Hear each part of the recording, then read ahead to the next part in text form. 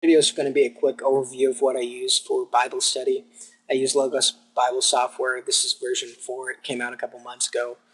Really neat. This is a really neat tool for Bible study. It makes my Bible study more efficient. I save a lot of time as far as turning pages and whatnot. My Bible study still takes the same amount of time, but the thing is, I'm able to thumb through way more information in the amount of time that I do my Bible study than I would using hardback books or anything else. This is the setup. I have all my commentaries right here. I have my cited by tool right here, which looks for my passage in all my different collections. So I have an apologetics collection, Bible background collection, my dictionaries, encyclopedia, my systematic theology, and other theology book collection. You can change whatever you want in your cited by, so you can add different collections like academic commentaries, stuff like that. So I've chose to make it a little bit simpler, have a lot less stuff there, but you can change anything. So you can make it work with the way you do Bible study. Basically, I click on my commentary, and I do this after I go through my commentaries after I've written my sermon. Pretty much how I write my sermons is just using like a treasury of scriptural knowledge and my Bible to let the Bible commentate on itself.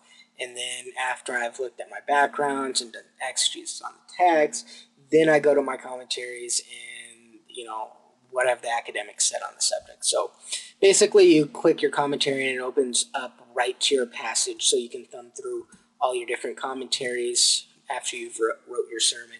And it's just so efficient being able to have it follow along, going straight to your passage. I mean, it would take you hours to go through all these commentaries and find each page where your passage is, and I mean, it would just take you forever. Now, I link my information window along with my commentaries because sometimes I'm going through my commentaries and I come across a word, I'm like, well, what the heck does that mean?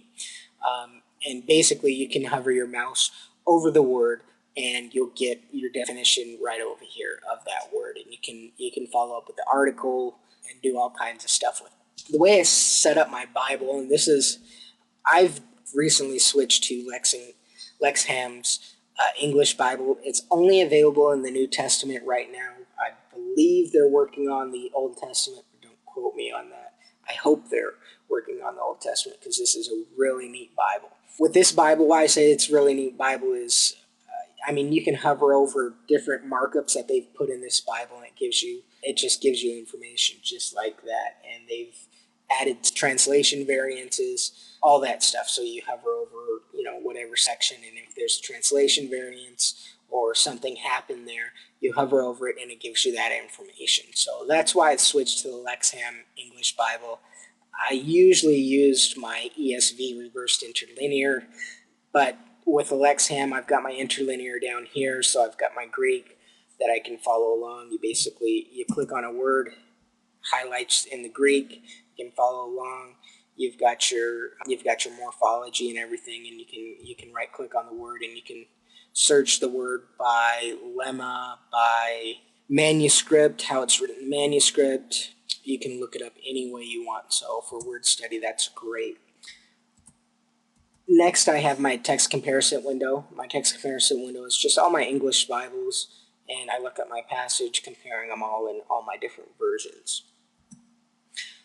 I keep my library window and my search window. Sometimes I'm doing Bible study and I want to search a topic, something like that. I keep my search window available, that way I can do that. And then sometimes I just want to check out a book that's in my library that I have not already got up, so I just find my book and pull it up. The other thing I have another Lexham English Bible opened along with my Treasury of Scriptural Knowledge. This is my main one.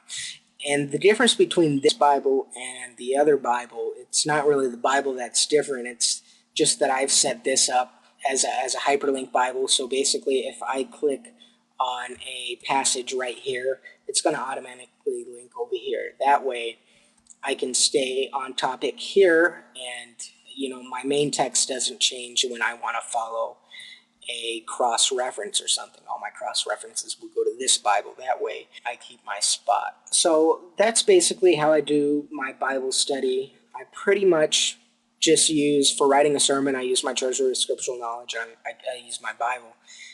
And that's pretty much how I write my sermons. Check out all my references and the Greek or the Hebrew, depending on where I'm at. I set it up from there. Then I'll go check out my text comparison, see how it's used in other Bibles. And then I'll go to my commentaries and I'll run through my commentaries and see what the academics have said on the subject. So that's basically how I do my Bible study. Pretty much use OneNote. Microsoft OneNote has some really cool features that I like for my sermons. Keeps everything nice and tidy and easy to find. So we'll talk to you guys later. God bless.